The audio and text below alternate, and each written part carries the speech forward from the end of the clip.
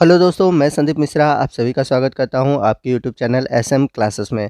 दोस्तों आज के इस वीडियो में मैं आप सभी के लिए क्लास 11th बायोलॉजी से पाचन एवं अवशोषण से जुड़े हुए एक इम्पॉर्टेंट टॉपिक पोषक पदार्थ लेकर आया हूं। क्योंकि ये एक ऐसा टॉपिक है जिस पर आपको वीडियो बहुत कम मिलते हैं, परंतु आपके एग्ज़ाम में इससे कई क्वेश्चन पूछे जाते हैं। और अक्सर मैंने देखा है कि आप लोग इस टॉपिक को छोड़ते हैं, परंतु इस टॉपिक से क्वेश्चन बहुत ही अच्छे बनते हैं। तो आज के इस वीडियो में हम इसी टॉपिक को डिस्कस करेंगे। तो आइए आज के वीडियो की शुरुआत करते हैं। तो हमारा आज का पहला क्वेश्चन है, एक व्यक्ति जब पूर्ण रूप से शारीरिक मानसिक विश्राम अवस्था में रहता है, इस अवस्था में उसके मेटाबॉलिज्म को कहा जाता है। यानी कि क्वेश्चन में पूछा हुआ है कि कोई एक व्यक्ति है जो कि शारीरिक मानसिक रूप से विश्राम अवस्था में यानी कि रेस्टिंग स्टेज में है, ठीक। तो उस समय उसकी मेटाबॉलिज्म को क्या कहा जाएगा?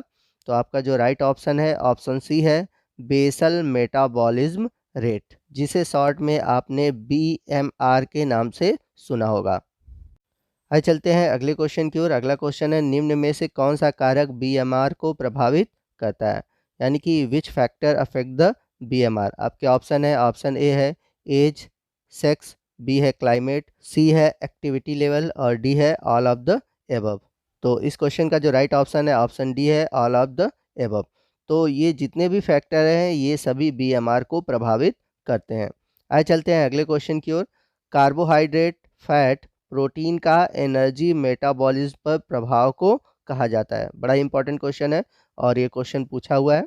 तो कार्बोहाइड्रेट, फैट और प्रोटीन का एनर्जी मेटाबॉलिज्म पर जो प्रभाव होता है उसे हम क्या कहते हैं? आपके ऑप्शन है, पहला ऑप्शन है बेसल मेटाबॉलिक रेट, दूसरा है स्पेसिफिक डायनेमिक एक्शन एसडीए, सी है नॉर्मल मेटाबॉलिक रेट और डी है नॉर्मल डायनेमिक एक्शन।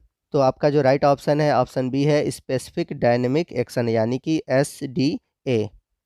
आइए चलते हैं अगले क्वेश्चन की ओर। निम्न में से किसका एस डी ए यानी कि स्पेसिफिक डायनेमिक एक्शन सर्वाधिक है? यानी कि आपको बताना है कि इनमें से कौन से ऐसे पोषक पदार्थ हैं जिससे सबसे अधिक हीट रिलीज होगी। तो आपके ऑप्शन है, option A carbohydrate, option B है प्रोटीन, ऑप्शन सी है फैट और ऑप्शन डी है विटामिन। तो आपका जो राइट ऑप्शन है ऑप्शन बी है प्रोटीन। यानी कि जो प्रोटीन है, प्रोटीन जब ब्रेक होता है, ठीक, तो प्रोटीन ब्रेक होने पर सबसे अधिक मात्रा में हीट रिलीज होती है।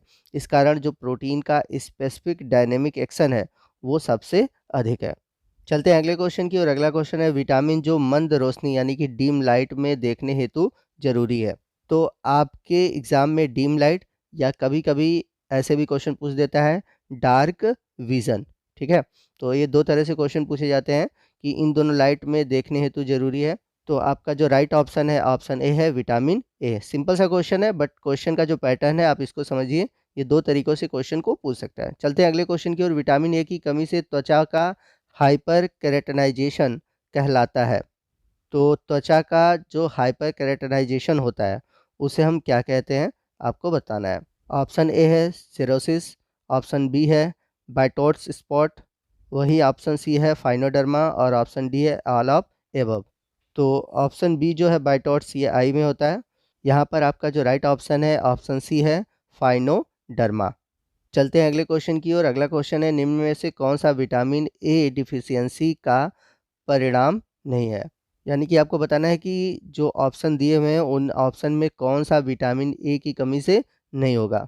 तो ऑप्शन में आप देख सकते हैं, पहला ऑप्शन है नाइट ब्लाइंडनेस, ऑप्शन बी है जीरोसिस, ऑप्शन सी है बाइटोट्स स्पॉट और ऑप्शन डी है बेरी बेरी। तो ऑप्शन ए बी और सी ये विटामिन ए की कमी से होते हैं, लेकिन जो बेरी बेरी है यानी कि ऑप्शन डी ये होता है विटामिन बी1 की कमी से। तो ये आपका जो राइट ऑप्शन है ऑप्शन डी। तो हम सभी जानते हैं कि बेरी बेरी विटामिन ए की कमी से नहीं होता। आइए चलते हैं अगले क्वेश्चन की ओर। बच्चों में विटामिन डी की कमी से यह रोग होता है। तो आपको बताना है कि बच्चों में विटामिन डी की कमी से इनमें से कौन सा रोग होता है। आपके ऑप्शन है, option A night blindness, option B है पेलेग्रा, ऑप्शन सी है रिकेट्स और ऑप्शन डी है ऑस्टियोमलेशिया। तो क्वेश्चन आपको बहुत सिंपल लग रहा होगा, लेकिन क्वेश्चन को ध्यान से देखिएगा। इसमें जो रिकेट्स है और ऑस्टियोमलेशिया है ये दोनों विटामिन डी की कमी से होते हैं। अब बात आती है कि हमारा राइट आंसर कौन सा होगा। तो यहाँ पर क्वेश्चन में पूछा है बच्चों में, ठीक है। तो बच्चों में विटामिन डी की कमी से कौन सा रोग होता है?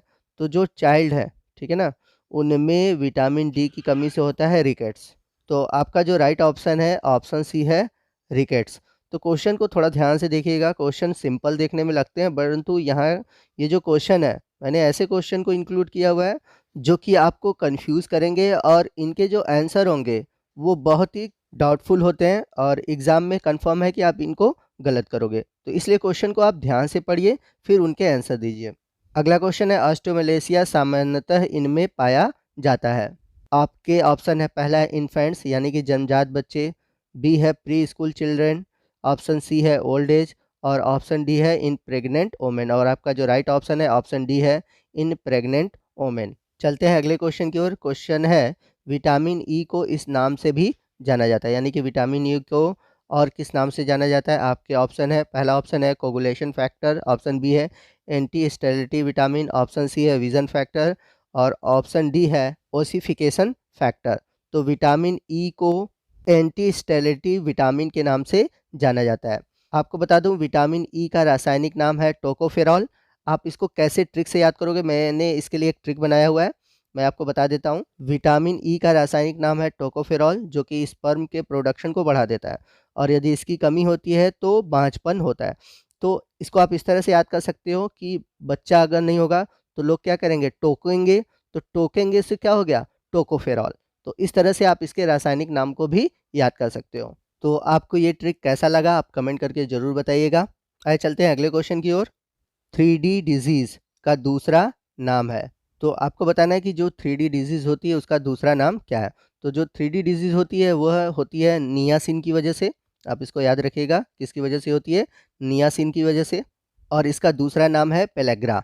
तो आपका जो राइट ऑप्शन है ऑप्शन बी है, 3D डिजीज़ का दूसरा नाम है पेलेग्रा। अब चलते हैं अगले क्वेश्चन की ओर। निम्न में से कौन सा वेट बेरी का लक्षण है।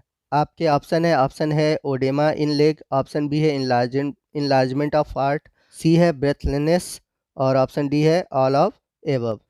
तो आपका जो राइट ऑप्शन है वो है option D all of above. अगला क्वेश्चन है पेलाग्रा का यह लक्षण नहीं है। तो अभी मैंने पीछे आपको बताया था कि जो यह पेलाग्रा है इसे हम 3D डिजीज़ के नाम से भी जानते हैं। इसे 3D क्यों कहते हैं, क्योंकि इसके अंतर्गत 3 ऐसे लक्षण पाए जाते हैं जो कि डी से स्टार्ट होते हैं। पहला है डेमेंशिया, ठीक है, दूसरा है डर्मेटाइटिस और तीसरा है डायरिया, ठीक है। तो ये तीनों आप देख सकते हैं डी से स्टार्ट है और ये तीनों लक्षण हैं पेलाग्रा के।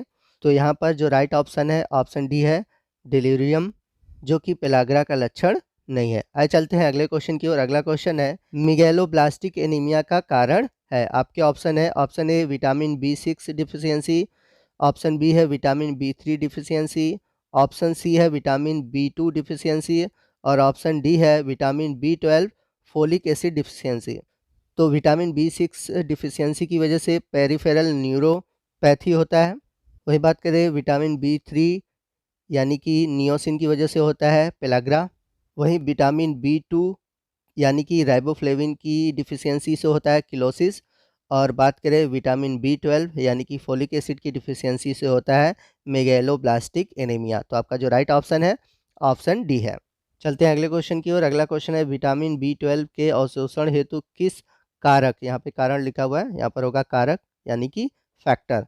तो किस फैक्टर का होना जरूरी है। तो आपका जो राइट ऑप्शन है ऑप्शन सी है इंट्रेंसिक फैक्टर और यहाँ पे इंट्रेंसिक फैक्टर है HCl। तो दोस्तों आपको आज का वीडियो कैसा लगा कमेंट करके ज़रूर बताइएगा। वीडियो अच्छा लगा हो तो वीडियो को लाइक और शेयर करना मत भूलिएगा। और यदि आप हमारे चैनल पर नए हैं और अभी तक आपने हमारे चैनल को सब्सक्राइब नहीं किया है तो प्लीज़ हमारे चैनल को सब्सक्राइब कर लीजिए और बगल में जो बेल आइकन है उसे प्रेस करना मत भूलिएगा, ताकि जब भी मैं इस तरह की वीडियो अपलोड करूँ उसका नोटिफिकेशन आपको मिलता रहे। तो मिलते हैं अगले वीडियो में अगले टॉपिक के साथ, तब तक के लिए जय हिंद, जय भारत।